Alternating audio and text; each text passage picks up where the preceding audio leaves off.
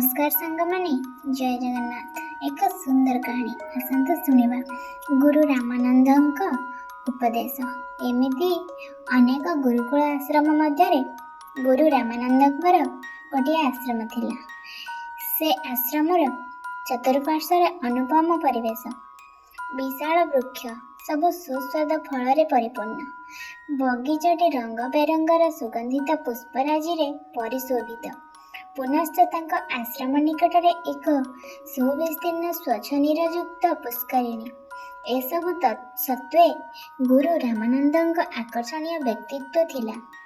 से थिले मृदुभाषी, शांत सरल एवं विद्वान।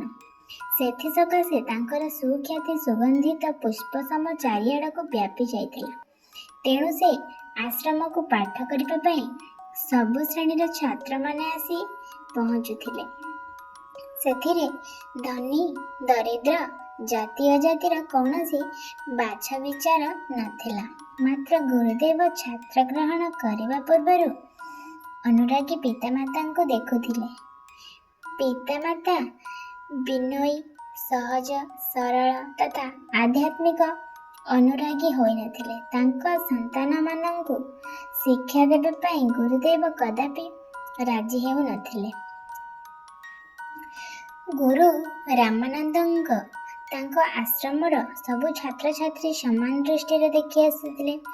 एमिति छात्र मानक मध्य जन अत्यंत विनयी छात्र थिले ओ गुरुदेवଙ୍କ कार्य आकर्षित होई सेही छात्र दिने गुरुदेवଙ୍କ पाखକୁ जाई कहिला, गुरुदेव मते दयाकरी जने उत्तम नागरिक कर दियंतु।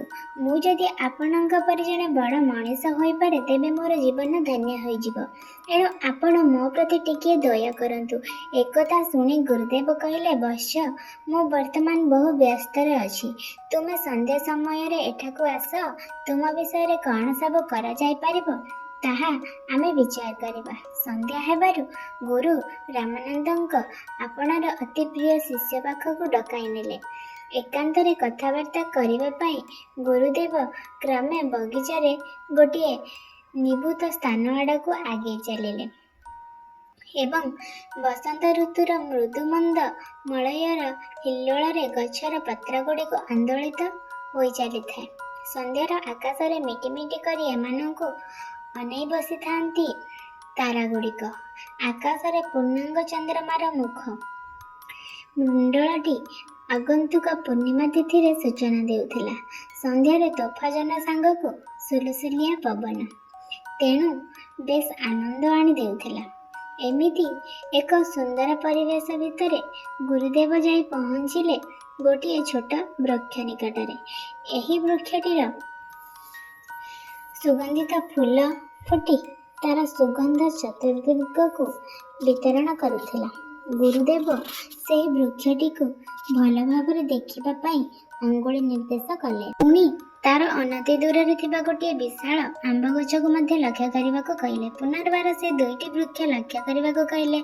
एहापर से उभय वृक्ष संबंध विश्लेषण करने को जाय कहले, गोटे सुगंधित अथच छोट वृक्ष एवं अन्यटी बृहत्काय मात्र सुगंधित फूल परिवर्ते रसाल फलपूर्ण वृक्ष।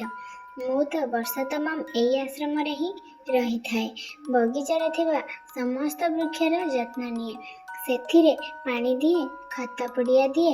एहा द्वारा से जत्न पाई बड़ होईछि। फूल फल उभय क्षेत्र रे सेमाने आज पारंगम होई पारिछंती।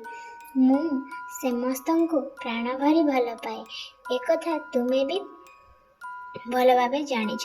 किंतु कौनसी वृक्ष छोट किंबा बड़ वृक्ष हेबा पई मो पाखरे केबे भी अली करि नाहंती किंबा अन्य सह तुलना मध्य करि नाहंती।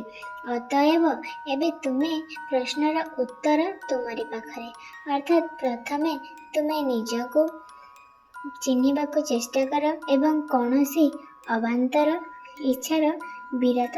एही कथा पदकरू से छात्र जनक सबु कथा ठीक ठीक बुझी पारिले। तापर से कहिले, गुरुदेव एबे मु सबु कथा जानि पारुछि। एबे मु निजको निज भଳି देखिबाको चेष्टा करिवि। एहा सुनी गुरुदेव कहिले, प्रत्येक व्यक्ति केवल निजस्व गुण रे ही ମହିୟାନ ହୋଇଥାନ୍ତି। ସେଥିପାଇଁ ପ୍ରତ୍ୟେକ ବ୍ୟକ୍ତିର ଏକ ସ୍ୱତନ୍ତ୍ରତା ରହିଛି, ଆଉ ଏହି ସ୍ୱାତନ୍ତ୍ର୍ୟ ହିଁ ବ୍ୟକ୍ତିର ବୈଶିଷ୍ଟ୍ୟ। ଅତଏବ ଅନ୍ୟକୁ ଅନୁକରଣ ନ କରି ନିଜେ ଶ୍ରେଷ୍ଠତର କରିପାରିଲେ ତହିଁରେ ଜୀବନ ସତର୍କତା ମିଳିଥାଏ। ଅବଶ୍ୟ ଏହାର ଅର୍ଥ ନୁହେଁ ଯେ ନିଜର ଉଚ୍ଚ ଆକାଂକ୍ଷା ପୂରଣ ପୋଷଣରୁ ବିରତ କରିବା। ତେଣୁ ନିଜେ ପଥରେ ଗତି କରି ଉନ୍ନତିର ପଥ ଦେଖିବା ହିଁ ଉତ୍କର୍ଷର ପ୍ରତୀକ।